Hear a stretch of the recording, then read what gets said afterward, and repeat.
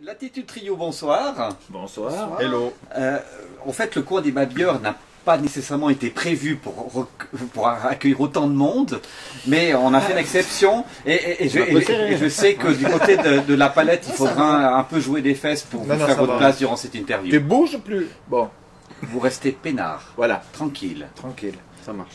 Ça fait 5 ans que vous vous connaissez les trois. Ouais. Vous avez sorti un peu plus, premier CD il y a 4 ans, si j'ai bien regardé. Ouais. Et le prochain sort d'ici quelques jours. Oui. C'est tellement frais de pressage qu'on n'est pas encore... on ne peut pas le montrer. En mesure de le... Exactement. Mais il y a un vernissage les... je regarde 25 mes notes, et 26. les 25 et 26 du côté du studio Interface. Oui. De soir, où en fait vous ne serez plus du tout trio mais quatuor. Oui. Parce qu'à l'intérieur de, de vos concerts de vernissage, il y a un quatrième élément qui se greffe. C'est un peintre, Beauvisy, qui va agir en même temps que vous jouez. Exactement, ouais. Donc, vous vous connaissez bien, le CD qui va sortir, c'est quelque chose qui a été fait il y a une année déjà du côté de Monté, au Carré. Oui. Ça a été enregistré il y a à peu près une année. Ouais, à peu près, ouais. C'était... ouais. Jour pour jour. Ouais. quasiment. Quasi, ouais. Ouais. Le CD sort maintenant, Oui. une année.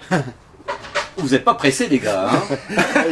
Je m'attendais à cette question, je ne sais pas pourquoi. Voilà. Ben, Mais il faut comprendre, il y a une démarche. Donc on a dû laisser décompter les choses d'abord. Et il y avait beaucoup de peinture partout, notamment dans le piano. Donc il a fallu nettoyer les instruments après la performance d'une semaine.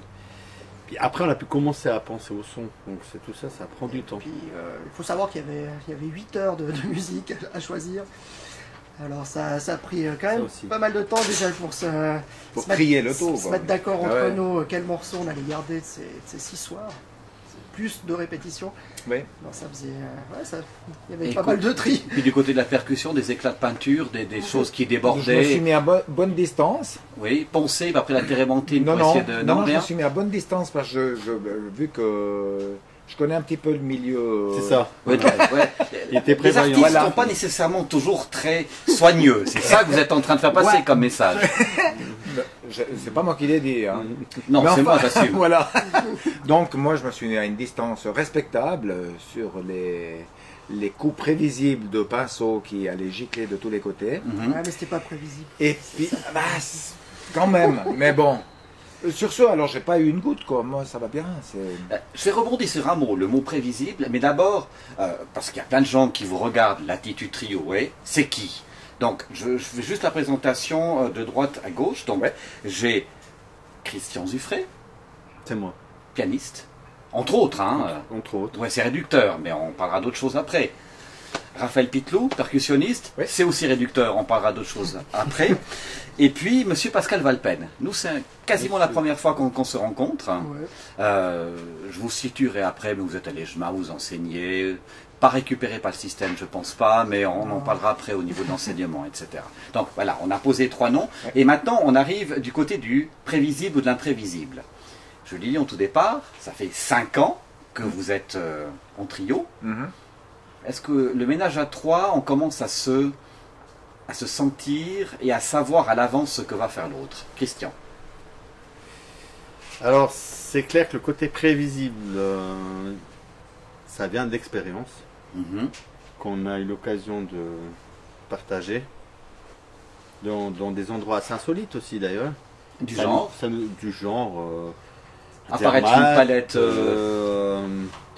On a joué dans un endroit, ouais, au musée, tiens, au musée à Sion, là, le musée c'est des La musées. nuit des musées. La nuit des ouais. musées, c'était assez drôle. Au milieu des oiseaux, des choses comme ça. de la Vous êtes nature. au musée d'histoire naturelle alors. Ouais, S'il y a c'est des l'ancien oiseaux, musée je d'histoire pense, naturelle, ouais. mais enfin, qui Ouais. est revisité. Dans les deux, ouais. Ouais, dans les deux. ouais. À la Vallée de Joux aussi, c'était sympa. Ouais. Au bord du lac.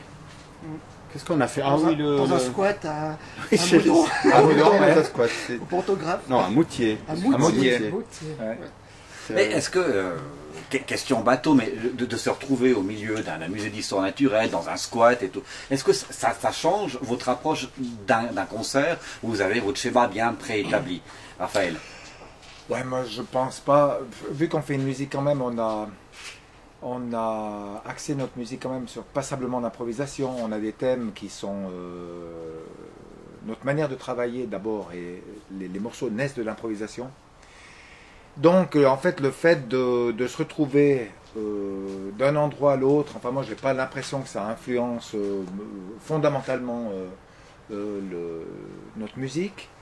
Mais de toute façon, d'une fois à l'autre, il y a quand même Il y a des récurrences, non? Ouais, des récurrences. Et puis justement, moi j'aime assez le côté aussi un petit peu surprise dans ce genre de concert. Parce que finalement, c'est comme dans une discussion, c'est comme si on avait des textes à dire. C'est toujours bien à un moment donné de ne pas toujours utiliser forcément les mêmes mots. D'avoir des variantes, ça donne un petit peu de fraîcheur aussi à ce Ben, j'espère bien, oui. Pascal, vous commencez un concert, vous vous dites à un moment ou à un autre, tiens, et si je leur faisais ça? Ou pas? Ouais, ça se peut. J'aime bien ça se peut, mais j'aimerais que ça soit développé un tout petit peu. Ouais. Non, bon, en fait, ouais, on se pose plein de... on se fait plein de surprises parmi, quoi. Bah, par exemple, à la Carré, où on a joué 6 soirs de suite. Mhm. C'est vrai qu'on a vu après, on l'a entendu surtout après dans les enregistrements, que c'était quand même, que ça changeait d'une fois à l'autre. Et puis on sent aussi, on sent aussi l'ambiance d'avant le concert, d'après, qu'est-ce qui s'est passé. Bah, tout est lié, quoi. Tout est prétexte à changer de direction. Et puis à discuter ou à discuter musicalement un petit peu différemment, quoi. Vous sentez des énergies qui circulent entre vous quand Raphaël, beaucoup, par exemple, vous dites là, il est en train de m'envoyer un truc, faut que je lui réponde d'une certaine façon, oui, vraiment. Ouais. Non, c'est même très jouissif, ce genre de... Ou pas. Ou pas. Oui, ça dépend. Des fois, l'énergie est pas toujours... Ça va dépendre mais du quand sens, ça se passe, c'est pas toujours dans le... Ouais, dans le bon sens. Mais quand ça se passe, en général, bonne énergie et tout, c'est sympa, quoi. Ça se passe plutôt... Christian, dans votre tête, vous les voyez venir, des fois, vos collègues, par rapport à des choses qui vous amènent, ou pas du tout? Des fois oui, des fois non, mais l'idée, c'est pas, on cherche pas la confrontation. Ça pourrait, remarque, on pourrait dire, tiens... on dérange l'autre pour le pousser à bout. J'ai parlé des chants, je n'ai pas parlé justement, de mais j'y viens. Donc forcément, nous, on est plutôt attirés par le fait d'être copains, d'être amis dans la musique. Donc d'aider l'autre en lui faisant pas des vacheries, mais plutôt en lui tendant la perche ou en le stimulant. Voilà, c'est un peu cette démarche comme ça inconsciente, je pense quand même qu'on fait, qui fait qu'on a une musique qui est assez positive aussi, constructive, ouais. En 5 ans, vous arrivez toujours à vous surprendre, où on pourrait dire qu'il y a une routine, et puis voilà, ça y est, on va le faire, et puis on va le faire comme ça, puis c'est pas grave si finalement il n'y a pas véritablement des échos, des échanges, des rebondissements. Je fais l'avocat du diable, je suis très mauvais, mais c'est pas grave. Pascal? Non, dans cette musique, il faut qu'il y ait quelque chose qui se passe, sinon ça n'a pas forcément de sens. C'est pas une musique qu'on peut faire, par exemple, comme on dirait jouer, je sais pas... un répertoire très arrangé, très orchestré, où on va faire notre partie et tout ça. Là, si chacun ne met pas vraiment du sien à 100%, ça va rien donner, quoi. Vous n'avez pas la timbreuse à l'entrée de la scène. Non, je pense pas qu'on peut vraiment faire cette musique bien en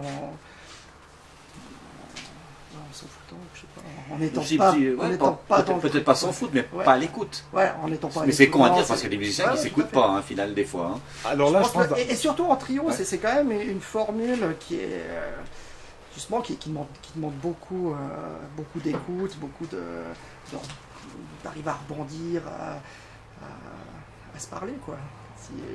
Parce que là, on n'a pas tout un orchestre immense avec, les gros moyens. Non, vous existez en tant qu'individu. Ah ouais, ça c'est clair. Et il faut assumer. Absolument. Voilà.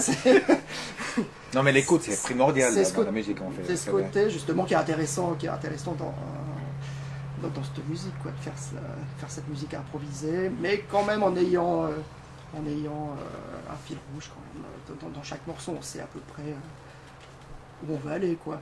Je connais bien Raphaël depuis des décennies, ce qui ne va pas nous rajeunir. Vous êtes autant Christian que vous, Pascal, dans une logique. Vous êtes à l'EJMA, vous enseignez, donc vous avez une formation hyper classique. Raphaël est un autodidacte total parce qu'il fonctionne à l'oreille. Est-ce que ça vous déstabilise ou est-ce que ça vous stimule? Non, ça nous stimule, mais je pense que ce soit Christian ou moi, on a quand même aussi dans notre parcours, on a quand même développé ce côté-là aussi. Ouais, la manière de travailler sans partition, on c'est a quand même important. pas mal développé ça. Ouais. On ne revient pas du classique ou de la partition, mais assez vite on a développé ce côté improvisation. Et puis,